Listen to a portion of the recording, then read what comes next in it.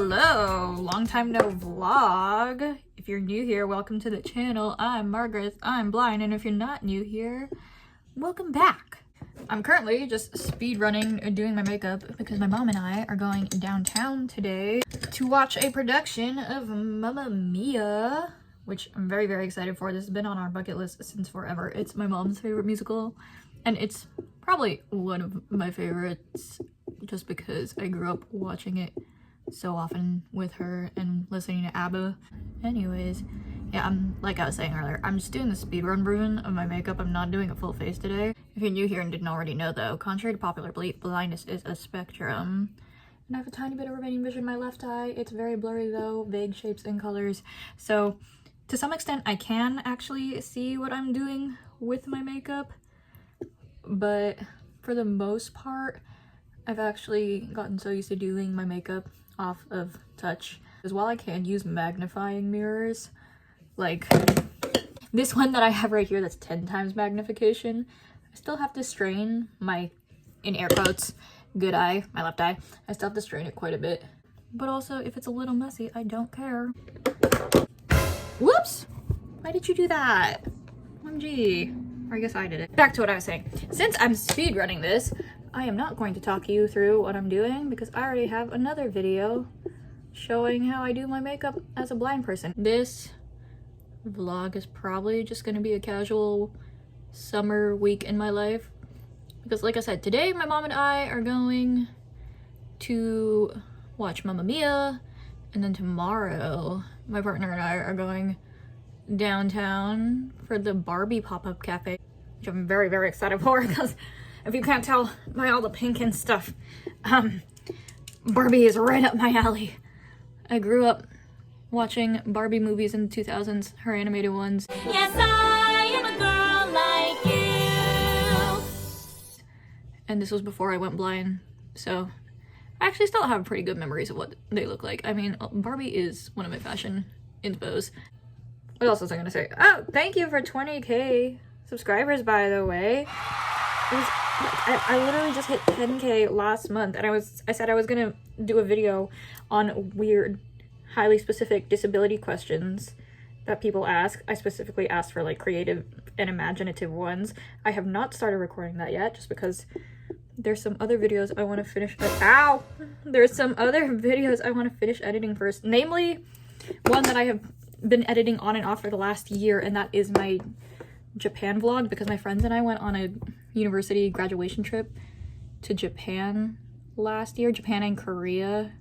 Some of you might have seen the Korea half of that trip because I already posted that months ago, but I am still working on editing the Japan half because the thing about me editing is, yes, I edit an iMovie and it's voiceover accessible, so if you don't already know, my phone talks. When I tap, it yaps. So it can read out all the options for me, all the menus and whatnot in iMovie when I'm editing. But sometimes I have to turn it on and off because certain buttons won't work or they'll glitch out while I have it on. So then I have to depend on my memory of what menu is what after I've gotten it to read it out, or I'll use a magnifier setting on my phone. There's one specific part I have been procrastinating on editing, and that was a Team Labs experience, which was really cool. It was an interactive art exhibition. But the thing with that experience is I recorded so much during it, some of which was also in bright rooms with really bright lights. And the thing about my condition is I also have a bit of light sensitivity. So going back and editing that footage, I'm like, ugh. I'm trying not to poke myself in the eye while I put mascara on. Funny misconception that I get sometimes, or rather people ask me about, is whether or not I still experience pain in my eyeballs if I can't see, and I don't know any specific conditions that would inhibit the pain receptors in your eye, but I'm sure they're out there. For me though, my glaucoma only wrecked my optic nerves. Glaucoma is a condition that has to do with fluid not draining properly in your eye, so it builds up pressure, and the pressure can damage your optic nerves, especially if you have a case as aggressive as mine was. Yeah. Woohoo. For a second, I was tempted to like slip into the voice of Alan from Smiling Friends. I don't even think I could do a good Alan impression. I digress. Thank God, finally. What was I saying?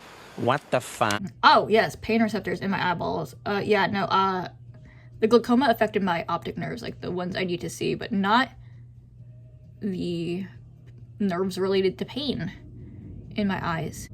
And I know this very well because glaucoma is really painful when it's out of control.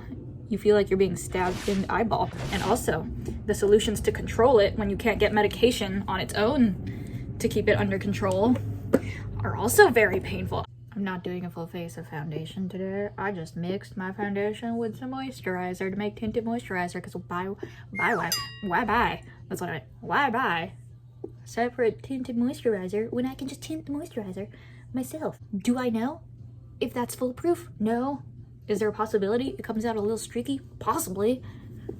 But oh well. Behold my foundation brush that is so busted. I've had this since like 2015, 2016, since before I went blind. I got it from like Shoppers Drug Mart. This time. Mother forgot to put concealer on. Concealer. Why did I forget to put concealer on? You flop. Where did I put my concealer? Hello? Give me a man after midnight. Take me through the darkness till the break of the day. Powder time. And then I just have to do my eyebrows and lips. Although I'm probably just gonna wear a tinted lip balm. Whatever, I'll just finish my eyebrows and slap like lip balm on whatever and get dressed and do my hair. Oh, also, I was trying out this hack I remember hearing about on TikTok from years ago, where you just tie your hair up in a ponytail with a scrunchie and then only put the ends of the ponytail in a curler rather than putting all of your hair in curlers, and that way you get some like loose waves. Boom, there's my hair. Quick outfit rundown before I have to go. I have this halter top dress that I got in Santorini on a trip with my family a few years ago. My mom and I literally just like waltzed out of the cable car in Santorini, and then first dress shop that she spotted, we went in and I was just feeling the racks and I was like, this is really interesting, and then she described it to me and bam. So this does have sentimental value. Over that, I put this lace overlay thingy. It's not a cardigan. The cardigan's knit and it's way thicker, but whatever. I just put this lace sort of flowy cover up, beachy cover up, because the temperature's gonna drop later. And then I have silver hoop earrings, and because the dress is so flowy, it doesn't even have a waistline. I made a waistline. I just put this white belt on. And then the last bit of this outfit is this baby blue shoulder bag that I got on that same trip to Europe because it was a cruise around the Mediterranean. I got this in Sorrento in Italy on a little side street. Again, my mom helped me pick this out. She also has a matching bag. You can tell them apart though, because my bag has a Dimitri charm on it. Surprise, surprise. Is he in focus? I cannot tell. As always, I will manage to sneak some Fire Emblem reference into a video. Mamma mia, here I go again. I will probably have a more in-depth short about this outfit, but I have to go. Okay, later, bye! After a trip on the GO train, my mom and I ended up downtown and we walked all the way to Adelaide to go get dinner at this Greek restaurant called Petros 82. Since it was happy hour, we got ourselves drinks. I got myself a drink called the Olympus Sunrise, which was a passion fruit martini. I loved it because it was super sweet, and also that gin hit me fast. Then we ordered from their theater menu, which was part of the menu meant for anyone who was going to a theater show afterward and would be worried about not being able to finish a huge entree and bring the leftovers to the theater. So the entree was slightly smaller, but it was a full 3 courses for $35 still. For my appetizer, I got calamari. Then for my main, I got bifteki, which is a beef patty with some potatoes and salad. My mom got some grilled fish. I think it was sea bass or something, or branzino. Are they the same thing? I have no idea. But she got to pick it out from their fresh seafood market section. She like literally walked over there and picked out the fish. I don't remember if it was in a tank or already on ice, something like that. Then the dessert that came on the theater menu was the lucomades. Hopefully I pronounced that right, part of my Greek pronunciation. They were these little honey fried donuts that came with baklava ice cream. My mom and I are honestly already thinking about the next time we could go downtown to eat there, and hopefully we'll have another theater show to go to along with it. Anyways, afterward we walked around the corner, literally less than 5 minutes, down to King Street so we could go to the Princess of Wales Theater for our show. Now, can I actually see anything on stage during theater shows? For the most part, no. I mean, maybe I could if I got really, really close seats, but those are really expensive. At the end of the day, though, I'm there for the music, and I already know the plot of Mamma Mia like the back of my hand, so all the visuals I can't see, I just fill in my head. Imagination. Now I leave you with some footage that I tried to sneakily take at the very end after curtain call when all the cast came back out for a sing-along.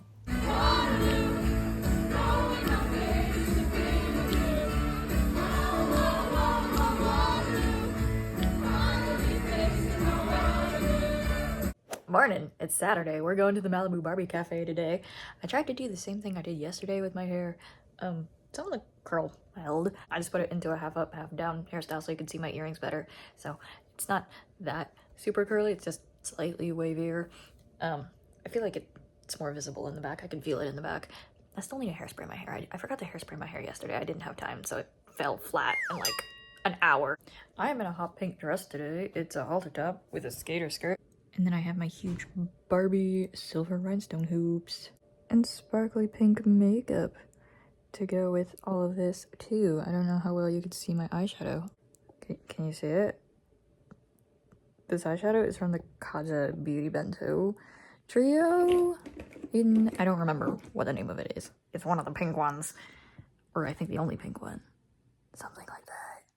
I don't know, I've had it for years. Probably past the point of like expiration. Oops. And then the Barbie earrings are from the Aldo X Barbie collab from 2023, and then the dress was a hand-me-down. I already made an entire short picking out this outfit, so I'm not gonna go into too much detail about it, but I decided to go with my pink cat ear eat-a bag for today because I could stuff more in here. And here's a peek at some of the charms and the pins that I have on my backpack. We've got Lysithea from Fire Emblem, and then another Fire Emblem charm. This one's supposed to look like a dormitory, sort of a keychain charm for the Officers Academy, and then one singular Barbie one. I want to get more Barbie charms, but not like just generic Barbie charms that say Barbie. I want ones of the movies from the 2000s. This one is Clara from Barbie and the Nutcracker. I got this at Anime North. One of my friends helped me find it. I don't remember the artist name. Down here we have, what's this? I think a pink light stick pin that I got from Korea. And then the Girls' Generation light stick pin that I also got from Korea. Those two, I just got them in a shop in the subway station at Myeongdong. And then a bunch of other pins that I cannot remember off the top of my head right now. I still have so much space on this eat-a bag to decorate.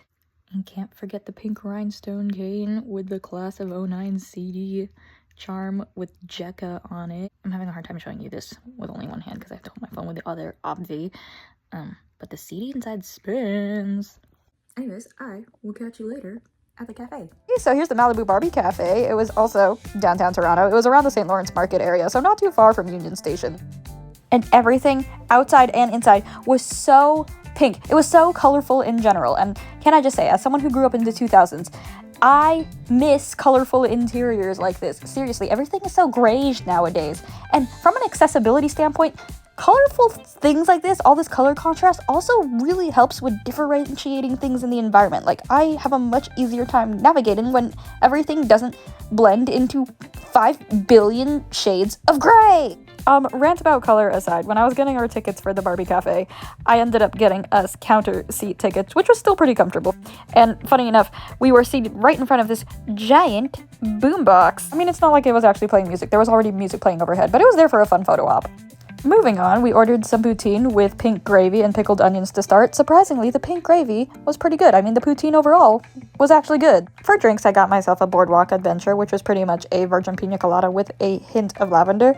And then my partner got a hibiscus iced tea with matcha cold foam. And for mains, because I was craving breakfast food, I got a stack of Pink Paradise pancakes, love me some alliteration, with a side of fruit and candied maple bacon. Meanwhile, my partner got himself a smash burger with fries, and to be honest, he didn't have high expectations. I didn't have high expectations of a Barbie burger, but we were both pleasantly surprised by how big it actually was and how good, all the food was overall. After eating, we just went around taking photos. Outside, there was actually a roller rink that you could do at an added cost. We didn't end up doing it. And then before we left, we checked out the merch store, which had a bunch of dolls, but I don't think there were any exclusive ones. I think they were all Playline dolls, so I didn't end up getting one. They also had a bunch of other merch, especially beachy merch like Barbie beach towels and a pair of sunglasses. That was really it for the Barbie Cafe though. Here, have some photos from the photo ops that were around there.